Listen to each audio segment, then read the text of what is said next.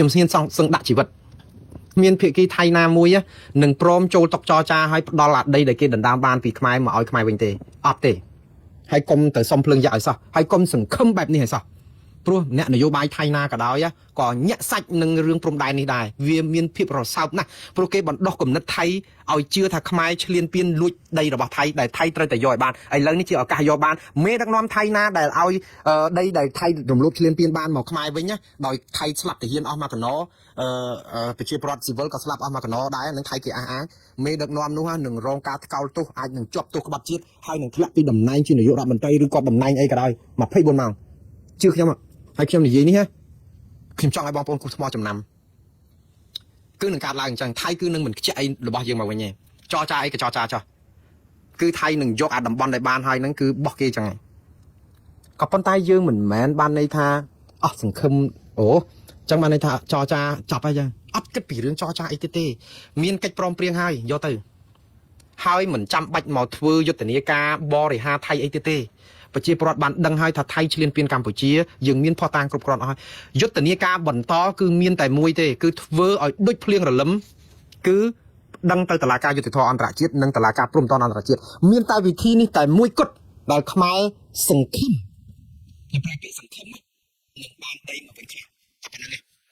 បើសិនជាមិនប្រើយន្តការតុលាការយុត្តិធម៌អន្តរជាតិនិងព្រំដែនអន្តរជាតិនេះទេណាគឺដីទាំងប្រមាណគឺនឹងបានទៅថៃជានិច្ចនិរន្តរ៍ហើយខ្ញុំនិយាយនេះអត់មែនជាការញុះញង់បងប្អូនឲ្យអស់សង្ឃឹមទេខ្ញុំជឿថាយើងនៅតែមានដងដាវដែលអាចយកឈ្នះថៃដោយអត់ប្រើគ្រាប់រំសេវឬគ្រាប់កំភ្លើងឬអាយុជីវិតមនុស្សសំបីតែមួយអ្នកចាប់ពេលនឹងតទៅសង្គ្រាមជាមួយថៃយើងនឹងមិនឈ្នះគេទេ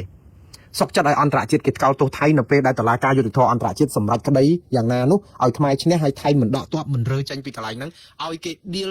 ថៃពីចរិតរបស់ថៃចោះតែយើងនៅតែមានប្លង់រឹងដែរយ៉ាងហោចណាស់ក៏យើងមានប្លង់រឹងម្ដងណាអាប្លង់រឹងយើងអត់មានទេយើងនៅតែប្លង់ទុនរបស់គេយកទៅឈូសស្លាកលេខឈូសសាក់ស៊ីចោលអស់គេលាបពណ៌គេធ្វើអីអស់ទៀតយើងកាន់តែអស់សង្ឃឹមហើយក្នុងនេះតែខ្ញុំមិនចង់និយាយថាមិនបន្តិចប្រអាក់នៅក្នុងការបន្តចរចាសន្តិភាពរវាងប្រទេសទាំងពីរទៀតទេអត់មានប្រតិកម្មសោះព្រោះជាតិសាសន៍ពីរនេះមិនអាចរស់នៅជាសត្រូវគ្នាហត់ឈាមមួយជីវិតបានទេព្រោះយើងវាកម្ម